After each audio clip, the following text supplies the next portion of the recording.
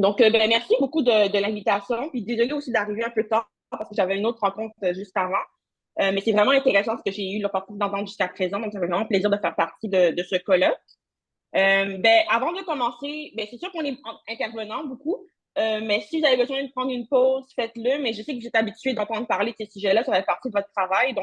Je le dis toujours dans toute présentation pour que les gens s'autorisent des fois à prendre des pauses s'ils ressentent le besoin, parce que c'est quand même un sujet qui peut être sensible.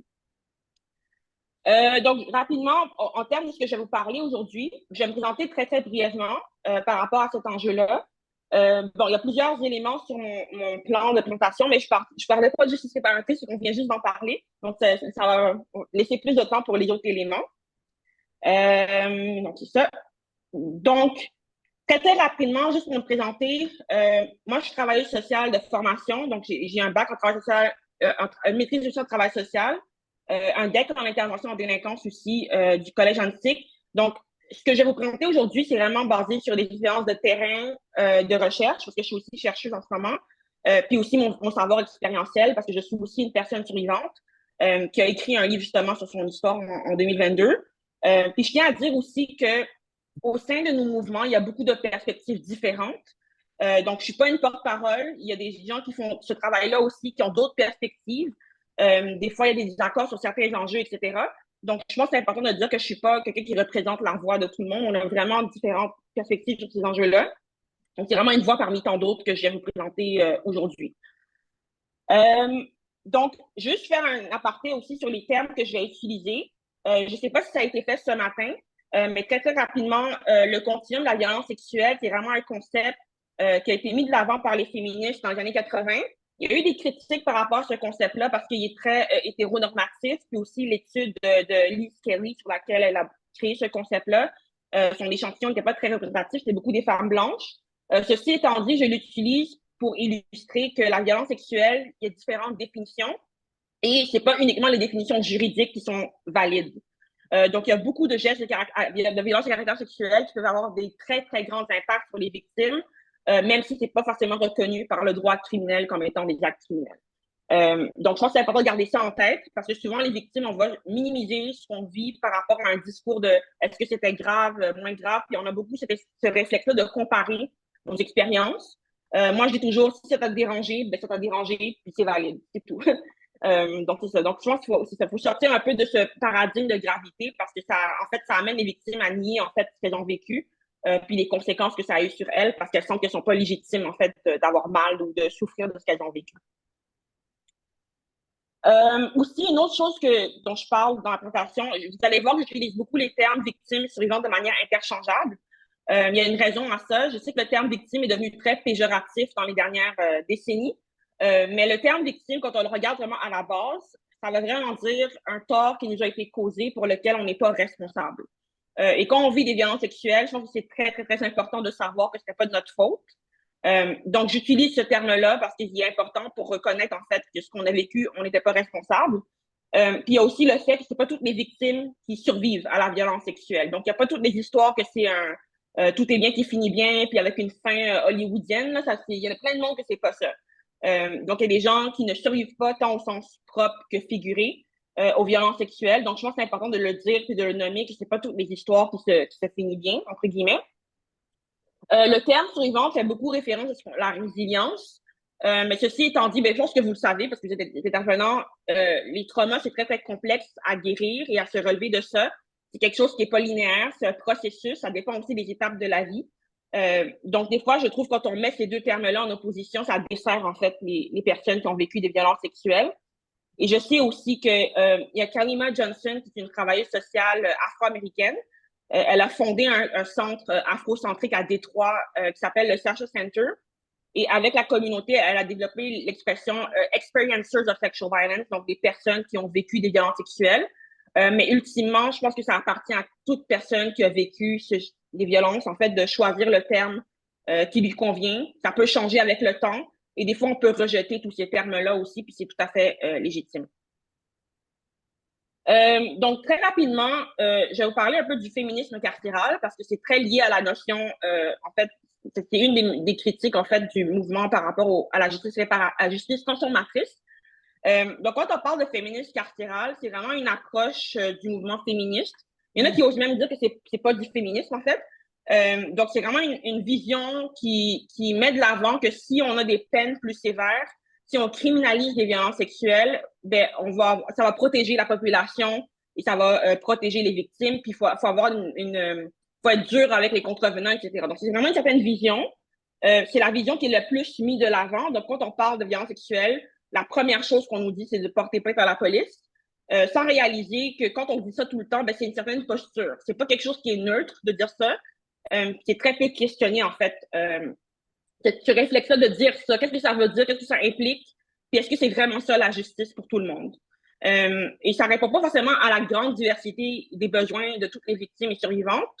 Et donc, je pense que c'est important de garder ça en tête, que oui, quand on criminalise quelque chose, ça en signale en fait à la population les valeurs qu'une société choisit de porter. Donc, c'est un message qu'on envoie quand on adopte une loi, même s'il y a une différence entre son application et la manière dont elle est adoptée. Donc, la différence entre l'égalité de droit et de fait. Donc, oui, ça envoie un message. Puis juste les conversations que ça peut créer, c'est important parce que ça crée des discussions quand on adopte une loi, donc dans les médias notamment. Ceci étant dit, je pense qu'on ne peut pas non plus s'asseoir là-dessus et dire que ça va tout régler. On voit que ça ne marche pas très bien. Sinon, on n'aurait pas eu des mouvements comme MeToo. Donc, c'est ça. Donc, je pense que c'est important de garder ça en tête, que c'est une posture et c'est pas quelque chose de neutre ou objectif de dire. C'est comme c'est pas questionné comme si c'était un fait acquis alors que c'est une certaine posture. C'est pas objectif forcément de dire ça. Pour vous parler, en fait, un concept qui s'appelle la justice kaléidoscopique, qui est mis de l'avant par deux chercheuses, donc McGlynn et Westmoreland. Ça parle vraiment, en fait, c'est une définition de la justice qui est beaucoup plus large. Donc, c'est quelque chose qui est évolutif et non linéaire, qui est nuancé, qui est propre à chaque personne survivante. Ça peut changer aussi au fil de la vie. Donc, des fois, il y a des personnes, quand ils ont vécu des violences sexuelles, à un certain âge, ils veulent certaines choses, puis en vieillissant, ça change. Donc, ça, c'est légitime aussi. Moi, personnellement, écrire mon livre, ça m'a donné un sentiment de justice, je pense, beaucoup plus important qu'aurait pu le faire n'importe quelle décision de cour dans un procès criminel, honnêtement. Donc, ça dépend vraiment de chaque personne et ça comprend plusieurs choses. Donc, les conséquences, en fait, pour les violences qui ont été subies, la reconnaissance du mal qui a été infligé, la dignité, avoir une voix, prévenir les violences sexuelles pour éviter que ça arrive à d'autres personnes, puis aussi le fait d'avoir du soutien de la communauté et de la société par rapport à ce qu'on a vécu. Ça aussi, c'est un concept qui a été beaucoup basé sur des femmes blanches en général, mais je trouve que c'est un concept intéressant qui nous permet en fait d'avoir une vision de la justice qui est beaucoup plus large. Ça veut dire différentes choses pour différentes personnes. Puis moi, je suis vraiment quelqu'un qui rejette les approches one size fits all. Je pense que c'est important d'avoir une flexibilité dans notre façon d'aider les victimes, en fait. Ce qui m'amène à la justice transformatrice. Donc, souvent, on me demande c'est quoi la différence entre ça et la justice réparatrice. C'est un peu sur un continuum. Puis quand on regarde la justice transformatrice, c'est vraiment un rejet, en fait, des institutions, peu importe qu'elles soient. Donc, pas seulement le système judiciaire et pénal, mais aussi des fois les services sociaux aussi. On le sait avec les populations autochtones, puis même les populations noires aussi. Les services sociaux, c'est pas toujours positif, la relation. Même en tant que travailleuse sociale, je peux vous le dire que il y a beaucoup de personnes des communautés noires qui ont une relation assez difficile avec les services sociaux parce que c'est souvent un bras de l'État.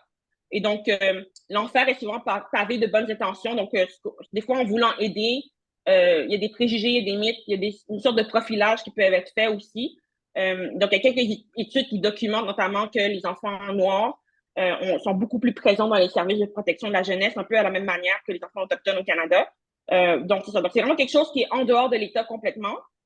Et on essaie, en fait, d'adresser les racines profondes de ce qui cause des violences sexuelles dans notre société. Et ça passe par le care, donc le soin, de prendre soin des gens, autant les personnes qui ont été touchées par la violence sexuelle comme victimes, mais aussi les personnes qui ont commis ces gestes-là, tout en ayant une responsabilité qui est communautaire aussi. Donc, souvent, avec le système criminel, on met une personne en prison, c'est un peu le principe de la pomme pourrie, mais en réalité, ça ne règle pas le problème d'une façon systémique.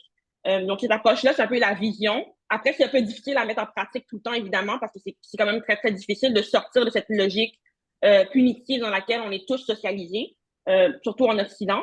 Mais c'est vraiment une vision où on essaie, en fait, de sortir de cette vision punitive pour prendre soin de tout le monde dans un but, en fait, que ça ne se reproduise plus jamais. C'est assez ambitieux, mais c'est la vision, en fait, de cette approche-là, et c'est souvent associé avec l'abolition, en fait, des prisons, etc. Donc, on essaie, en fait, de remplacer, entre guillemets, les approches punitives par d'autres façons, en fait, de gérer ces situations-là de violence qui sont très, très dommageables, autant pour la personne victime, mais aussi pour les personnes qui commettent ces gestes-là, puis la communauté et la société. Donc, je vais essayer d'aller plus vite parce que je vois que je suis déjà à moitié. Donc, ça, je vais skipper parce que ça vient d'être discuté. Mais je vais juste faire une petite note. Oui, la justice transformatrice, c'est beaucoup quelque chose qui vient des communautés racisées, noires, même communautés queer aussi. Mais je tiens à dire que c'est pas parce qu'une personne est autochtone ou qu'elle est noire qu'elle veut forcément faire ces processus-là. Aussi, il faut faire attention parce que des fois, il y a des gens qui vont dire, ben, si elle est autochtone, donc elle va faire de la justice séparatrice. Mais est-ce que c'est vraiment ça que la personne veut? Donc, c'est vraiment, garder en tête, c'est toujours rester proche de ce que la personne demande, en fait. Parce que oui, il peut y avoir des approches plus culturellement sensibles, entre guillemets. Ça dépend toujours de comment la personne conçoit tout ça, comment elle a vécu les choses, ce qu'elle a besoin, ce qu'elle souhaite. Donc, de ne pas faire un peu l'équation facile parce qu'elle est d'une certaine identité, puis ça va être ça que la personne aura besoin. Des fois, ce n'est pas forcément le cas. Récemment, on a sorti une ressource. En fait, c'est quelque chose que j'ai produit, sur lequel j'ai travaillé pendant plusieurs mois avec le Learning Network, qui vient de l'Université Western en Ontario, puis aussi l'Action ontarienne contre la violence faite aux femmes. Fait qu'on a fait une fiche, en fait, en anglais et en français. Elle est disponible en ligne gratuitement, qui donne un peu des trucs, en fait, d'intervention sur comment soutenir les survivantes des communautés noires. Avec un contexte plus canadien, parce qu'il n'y a pas beaucoup d'études, en fait, qui documentent en général les réalités des personnes noires au Canada. Fait qu'on on a bâti une ressource environ, je pense, 10-11 pages, mais c'est très, très concret, pratico-pratique, avec beaucoup de références de d'autres ressources, parce qu'il y a beaucoup de gens qui font du travail là-dessus depuis longtemps, même depuis avant ma naissance. Fait qu'on a un peu rapatrié tout ça pour les intervenants. Donc, ça, c'est en ligne gratuitement si vous avez besoin de ressources par rapport à ça. Je ne sais pas si je parle trop vite, mais des fois, c'est la passion. Très, très passionnée par mon sujet, fait que des fois, je ne me rends pas compte que je parle vite. Donc, c'est ça. Donc, en fait, pour revenir à la question du féminisme carcéral, donc, historiquement, surtout depuis les années 80-70, ce qu'on appelle la deuxième vague du mouvement féministe, même si le principe de vague est contesté pour des raisons très, très légitimes. Mais à cette époque-là, en fait, il y a eu beaucoup de prise de conscience sur le fait que les violences, en fait, c'est un enjeu public, c'est pas quelque chose qui est privé. Donc, le privé et politique, ça vient de cette époque-là. Puis en réponse à ces critiques-là par rapport aux violences conjugales, aux violences sexuelles, au Québec, c'est aussi dans cette période-là que les premières maisons d'hébergement pour femmes victimes de violences conjugales et en général ont émergé. Donc, souvent la réponse de l'État, ça a été la criminalisation, en fait, à ces réponses, à ces critiques-là, en fait, et ces préoccupations face à la reconnaissance sociale des violences sexuelles. Comme j'ai dit tantôt, quand on adopte une loi, ça envoie un message à la population, ce qui n'est pas négligeable parce que ça crée des conversations. Le tribunal spécialisé, le fait que la loi est passée, ça crée des conversations. Donc, ça, c'est déjà bien, mais je pense qu'on ne peut pas se servir de ça comme un écran de fumée puis dire que tout est réglé. Surtout qu'on parle beaucoup de ce qui est fait après que le crime a été commis, mais on parle très peu de ce qu'on fait en amont pour pas que ça se produise à la racine. Donc, ça m'amène à la question de la prévention des violences sexuelles, qui est un sujet qui est discuté depuis des décennies au Québec. Comment on fait pour prévenir ces enjeux-là? Le meilleur exemple que je peux donner, dans mon mémoire de maîtrise, j'en parle aussi, les campagnes contre l'alcool au volant, c'est quelque chose qui était beaucoup plus problématique, en fait, même avant ma naissance. Il y a eu des efforts de sensibilisation qui ont été faits, puis aujourd'hui, c'est quelque chose qui est beaucoup moins... c'est pas un fléau social aussi important que ça l'était il y a plusieurs décennies. Ou même le tabagisme, en fait. Moi, quand on m'a souvent dit qu'avant ma naissance, les gens fumaient dans les cégeps, fumaient partout, je pourrais vous donner une conférence, puis je serais en train de fumer, puis c'était vu comme étant normal. Alors qu'aujourd'hui, si je ferais ça devant vous, vous me trouveriez bizarre. Donc, c'est sûr, c'est pas exactement la même chose que les violences sexuelles, mais je pense que ça démontre qu'on est capable de changer des mentalités, des pratiques. Ça prend une volonté politique, sociale également. Ça prend du temps aussi, mais je pense que les choses commencent à bouger de plus en plus.